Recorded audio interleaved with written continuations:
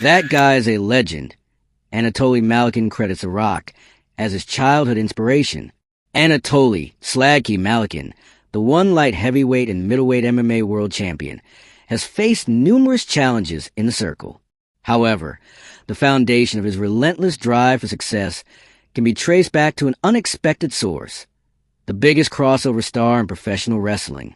Before the Russian powerhouse began dominating opponents across 3 weight classes and made history as the only fighter to hold 3 major world titles simultaneously, he was a captivated child watching Dwayne "The Rock" Johnson excel in the wrestling ring and beyond. Growing up in the small town of Kemerovo, Malykhin was glued to his TV during the golden age of professional wrestling, gathering with his family to enjoy the theatrical spectacle that captivated audiences worldwide. The 33-year-old shared with OneFC.com, "I watched it as a kid, back when it was Goldberg and CM Punk. I used to cheer for Goldberg and Sting. I remember how we'd all sit around the TV to watch wrestling as a family." However, it was The Rock's incredible transformation from wrestling star to Hollywood heavyweight that left the deepest impression on Malykhin.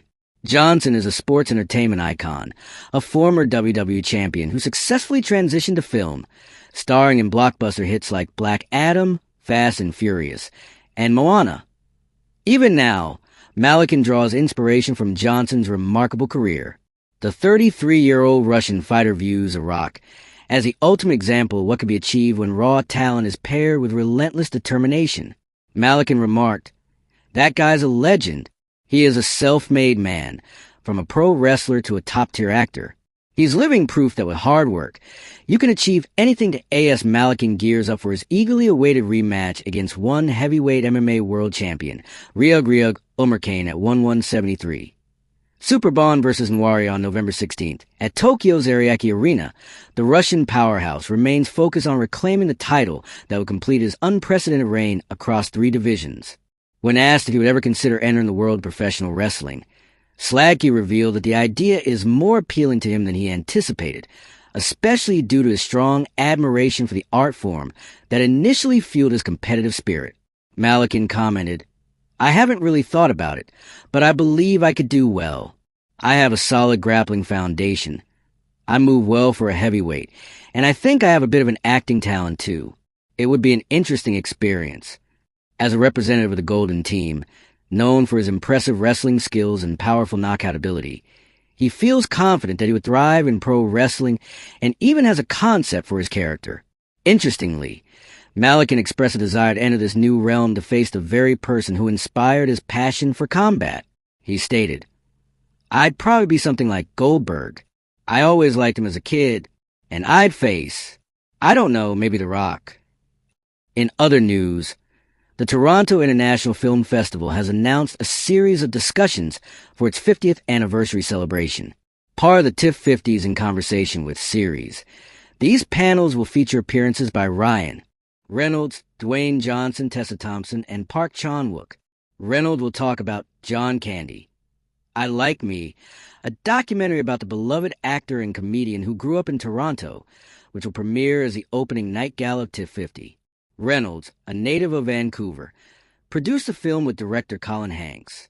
Johnson will lead a segment of the In Conversation with series to discuss The Smashing Machine, his latest dramatic project written and directed by Benny Safdie.